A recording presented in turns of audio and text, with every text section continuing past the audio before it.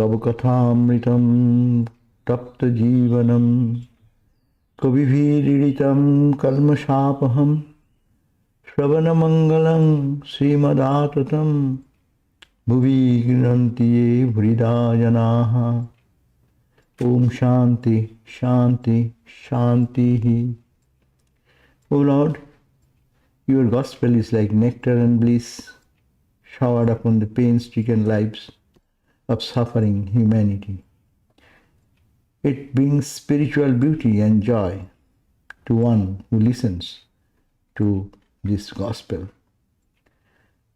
Peace and divinity and purity resides in the heart of one who even speaks about this. All become blessed. Om, peace, peace, peace be unto us all. So happy to be here today.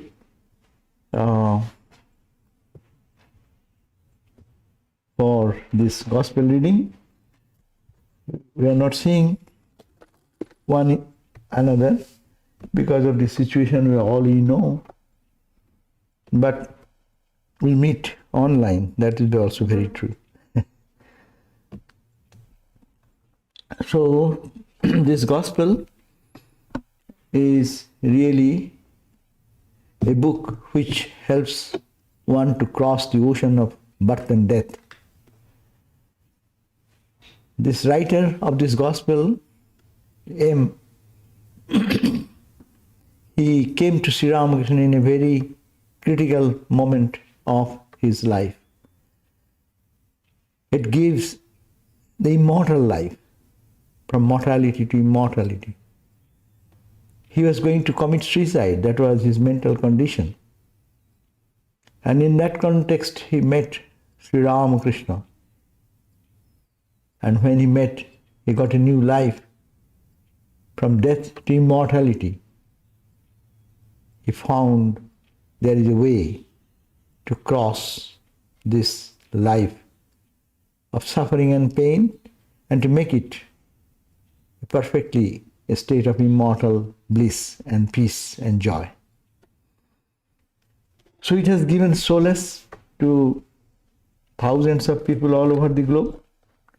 It is giving solace today, this gospel, because it is the words of spiritual experiences of Sri Ramakrishna. It's called Sri Ramakrishna is the Veda Murti, meaning the embodiment of the Vedas, the book of wisdom and the spiritual experiences.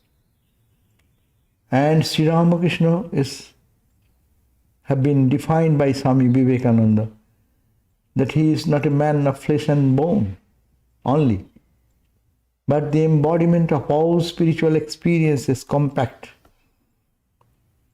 The beautiful language he expressed that it is the consummation of 300 millions of people, their spirituality condensed in one person. That is all the experiences which human beings have experienced throughout their long journey into the history. Sri Ramakrishna in one body have experienced them together and sometimes has gone beyond that.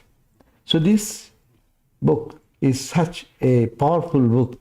It transforms our life. Even I have heard from many that people are with severe problem and trying to find a response. What shall I do now? And they open it and read a few lines and found the solution of one's problem. So this is not a book. That's why it is called Gospel of Sri Ramakrishna. The gospel, universal message for everyone, being whatever part of the world and where it matters little. It is the universal message of perfect attainment of peace and joy. But Sri Ramakrishna never speaks of anything. He has emphasized in this gospel, the goal of human life is only one, God realization. And how to reach that God realization? We have so many complicated ways of reaching them, so many paths and ways, so many channels of spiritual practices. But here you find one person who stands here and makes spiritual life so easy, as if it is within our palm. We can have it here and now, not with putting your head down and legs up, or doing tremendous austerity, going into the deep forest or into the high Himalayas, but by leading a simple life of dedication to God, surrender to God, and turning our all emotions, our reasoning emotions, our mind, our efforts, turning towards God, towards God. Our human love can be sanctified by just turning our attention, looking at the divine, and I'm for everything being dedicated to God and God alone. So that is the way this gospel is a constant source of inspiration for all of us, for all the time. And it solves our problems, our mental agonies and pain, because it has saved him, as I said, from his condition of committing suicide to he became the messenger of God's messenger. And he used to say, I have nothing to give, but I have lived near the ocean, and I kept collection of few ocean water. Anyone comes, I can sprinkle some water of that. This gospel is the sprinkling of that ocean of knowledge and wisdom and love and sympathy and experience. So, I'll read from here and then say a few words afterwards. Here we are, Sri Ramakrishna is to unique personality. We heard that God, we call upon God, but it is surprising that God calls upon us. He runs after us. We cannot go to him. He makes it easy and approaches and comes very near to us. So we find that Ramakrishna is to live in Dakshineshwar. Because he cannot reach many people, he would make a trip to Calcutta. Not for any reason, other reason, only to be accessible to the people of Calcutta who can be benefited by his life, by his touch. This is called Ahetuko Daya Sindhu, unconditional grace and compassion of God when he descends and takes a human body. So we find that Sri Ramakrishna has come to Calcutta, and in the house of Balaram Bose, one of his devotee, is a very pure soul, and he was the landlord, so he has a big house. He can accommodate many people when he comes to Calcutta. So many people can visit there and listen to his discourse or have his darshan. Sri Ramakrishna was talking about very high philosophy. As we are here, I do not know where it ended, but anyhow, it matters little wherever we go. When the mind is annihilated, when it stops deliberating pro and con, then one goes into samadhi. One attains knowledge of Brahman. You know the 7 notes of the scale. Sa, re, ga, ma, pa, dha, ni. One cannot keep one's voice on ni very long. So he's talking about a very high philosophy. We see this universe through the lens of our mind. According to Vedanta, it is said that all is Brahman. All is Satchidananda. The world is full of divinity. But we see through our clouded mind, and then mind, due to ignorance, gives us a wrong interpretation of that Brahman or that absolute truth, absolute bliss, and peace. And it appears to us like this world in which we live. Frightening world sometimes. Sometimes it is alluring world. Sometimes it appears before as beauty. Sometimes it is just frightening. So this is because the mind. But when mind can be annihilated, Ramakrishna says, when it stops deliberating these pros and cons, or this is right, that is wrong, this type of deliberation, then one gets into samadhi. What a final statement. The end of all spiritual discussion is to be in samadhi. Samadhi means in tune with my divine nature, with every one of us here, the divine nature. That divine nature is pure and it is absolute. There is no sorrow, there is no suffering, there is no birth, there is no death, it is all absolute bliss. So that state can be attained when Ramakrishna says mind can be annihilated. We do that annihilation of mind without knowing much. Every day we do. That's why we get the touch of that absolute bliss when we go to the state of what you call deep sleep. Now we are seeing this world, whether it is sweet or sour to our experience. We go to the state in the dream when our mind still remains, and through that mind we find good dream, bad dream, because mind is still functioning. But when you go to sleep, mind goes to sleep also. That's the deep sleep state. And everyone in that state of deep sleep finds so much peace and so much joy. So it proves that there is a state. If we learn how to stop the mind or mindless state, I will be there. I am there because I say that I had a good sleep. I had a good, peaceful sleep last night. Where the peace comes from? When the mind is not there. Mind is working. Now I understand. Through the lens of mind, through the senses, we perceive the universe. Sunrise, sunset, or its flower blooming, the birds chirping, it gives me joy.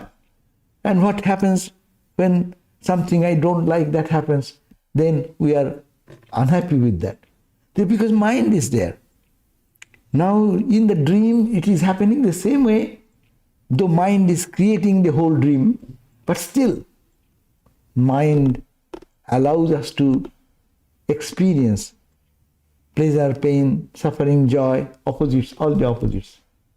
Fear, anxieties, even in dream. But no one have ever experienced in the deep sleep state any anxiety, any pain, any suffering. Only experience is that I was happy. But happiness came from that transcendental state which is beyond the mind. Because you cannot reach that. That's why we come back the same old person with my old anxieties, worries. When we wake up, again, like a ghost, they jump on our head and drives us into nuts every day. So now, Sri Ramakrishna says, if there is by some process, the mind can be annihilated, mindless state. Mana amana bhavanti. There is a state where we can reach in samadhi. That is called the samadhi state. When the mind no more remains its mind characteristic. Mind becomes one with the absolute, or mind dies to fathom the length and breadth and width and depth of the ocean of bliss, which is our real nature. Whom we worship as God is real nature, my real nature, your real nature, the real nature of this earth, sun, moon, stars, galaxies. That is the one absolute state of peace and joy. And that can be attained, and that through this annihilation of the mind. And then one attains the knowledge of Brahman. And he says, but this is a very high pitch. In the musical note, in the in the Indian classical music, there are 7 notes. So you cannot stay in the high pitch. This is the high pitch. Only Sri Ramakrishna could stay there for 6 months. For ordinary great sadhakas even, if they have gone for at least for few seconds, minutes, they are overwhelmed, they come back and ever dance in joy. All the great saints, they get a glimpse of that, but cannot stay in that samadhi state. But Ramakrishna could stay. Not only 1 day, 2 days, 6 months, he lived in that state of, but that is a state, mindless state. So that can be attained. That is the hope. That is the goal of life. In one single line, Ramakrishna has defined this big philosophy. We can go on discussing over it for long, but not that is not the time now. But we can think that Ramakrishna's gospel carries this profundity and depth. Now, looking at the young Naren, Sri Ramakrishna said, what will you gain by merely being intuitively aware of God's existence? A mere vision of God is by no means everything. You have to bring him into your room. You have to talk to him. Some have heard of milk, some have seen milk, some have drunk milk, some have seen the king, but only 1 or 2 can bring the king home and entertain him. What a great responsibility is given by this gospel of us all. That's why it is such a profound book. You cannot read much. If you read 1 or 2 lines and want to really contemplate, then you cannot move further. Here all the purpose of human life has been pinpointedly focused by Sri Ramakrishna. When he is talking, and there is a young man whose name is Naren, that is the younger Naren, not Swami Vivekananda, but another same name.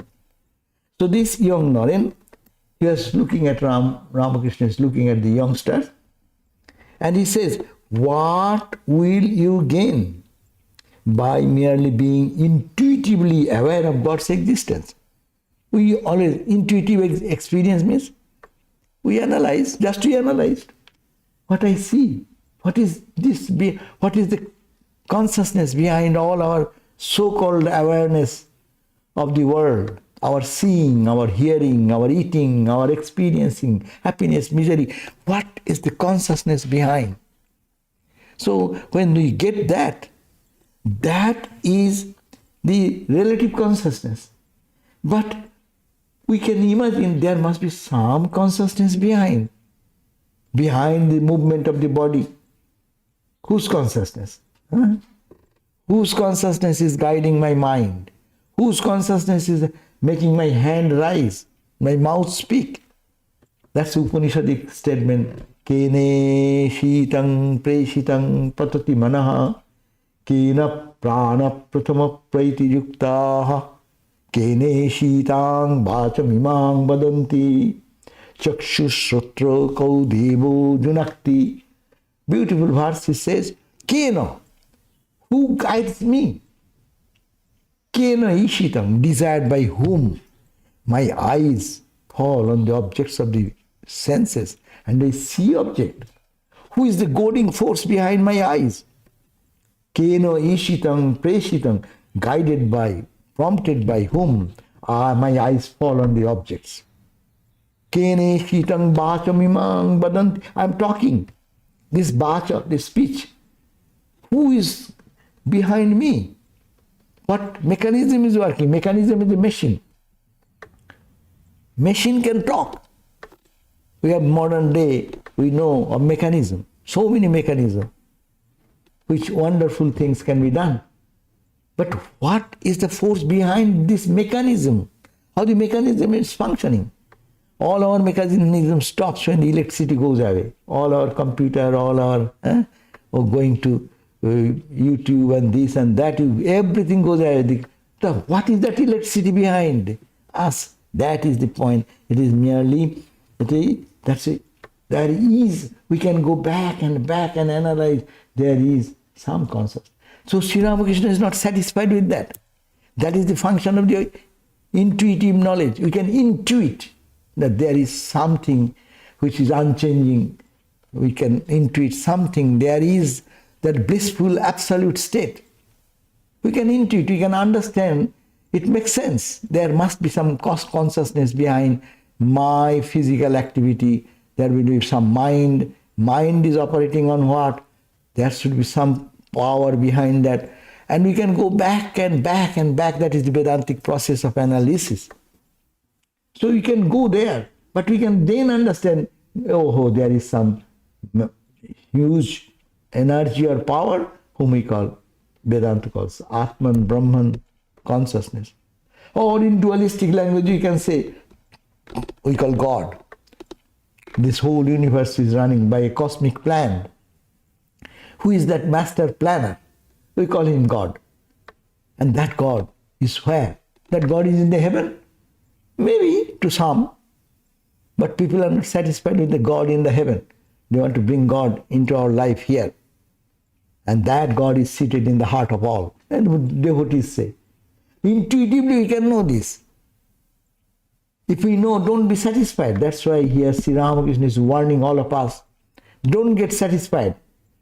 Talking to younger Naren, he is saying, what will you gain by merely becoming intuitively aware God exists? A mere vision. Many people have a little glimpse of vision of God. It's not by means everything. People think, oh, I got a vision. What is that? One spark of light is not enough to saturate the life with joy and bliss forever. It may give joy for the moment, and then deep darkness comes. That's why Ramakrishna is guiding us to stay in that highest level of reality, where you have to bring God or Him into your room. You saw outside, you have a little meditating, you have a little experience of light. That's okay, that's good, but that's nothing. You have to bring that your experience. Sri Ramakrishna is saying, don't get satisfied there. Move on. So you feel that joy, that vision of God is not everything. You have to bring Him into your room. You have to talk to Him. Feel He's there. You talk as I am talking to you, Ramakrishna is saying. That means so intimate. There is no doubt. That's why it is called, that is the state where every doubt vanishes. Siddhante sarva sangsaya. All sangsaya. And our every day evening prayer we say, sangsaya. Sri Ramakrishna prayer. So we say, abolish my doubts. Doubts about reality is always there. That's why we should be living with that awareness and that divine divinity if God is there. I'm giving the example like a milk. Some have seen the milk, some have drunk milk, some have seen the... Yes, so it is not seeing is not enough. But to drink means drink and make a part of your body. Let God be a part of our life. It should penetrate through every pore of our body, through our every expression, through every feeling, every emotion. That God will be saturating our whole existence.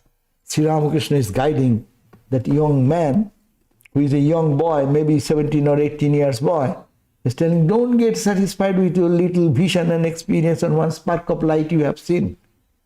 Or one day you have some very good experience of God in whatever way. But you have to drink it, you have to make it saturated with that, and you feel that presence, that experience, and talk to God as I am talking to you.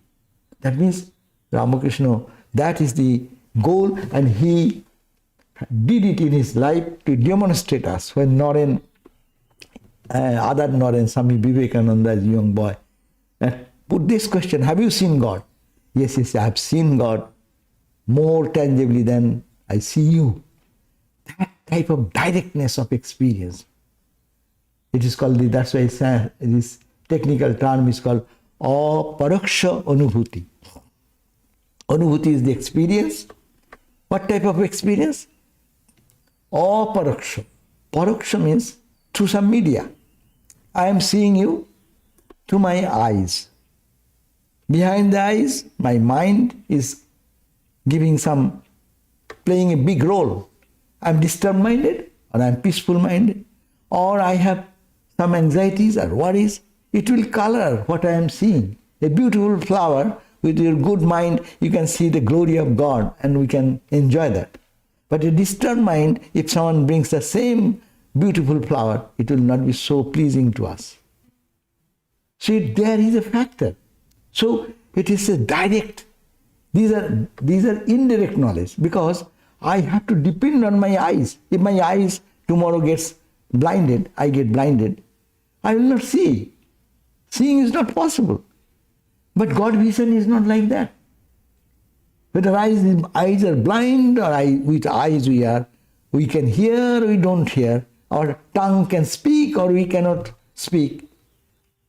The experience remains so powerful that seeing God, experiencing God in every Anu and Paramanu, in every particle of our body, that experience will be felt. And that is called aparaksha. It does not depend on anything else.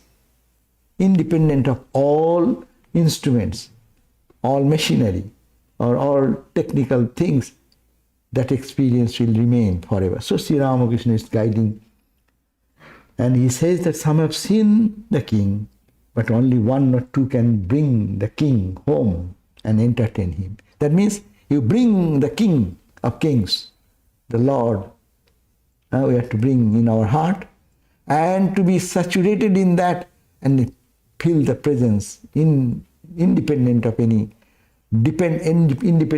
assistance from anything else. So that is Sri Ramakrishna's expectation. And we are at 5:30.